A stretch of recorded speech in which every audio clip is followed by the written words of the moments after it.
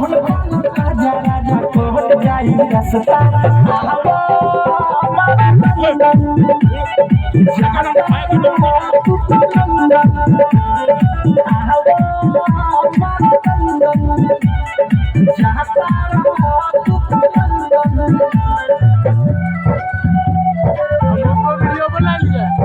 Music by Vikesh Bhojpuria.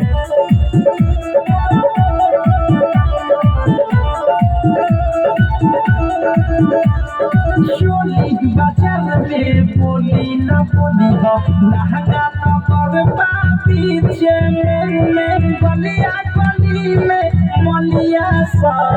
पास बनोट घीचे में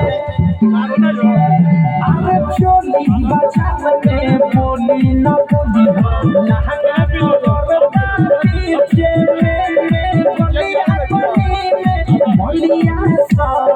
पास बनोट घीचे में झूलापुर रसगुल्ला खाई हो सायापुर सतापुरी मालपुर में मिश्री मिली सोट के खाई हो नागरी लालीपुर में घूम सागु छौरी खाली लाबरी चाय के बेरी खालो हो जवानी के मुर्गा बड़ी आवो हमारा गंगा बोल तो दिमाग घोषणा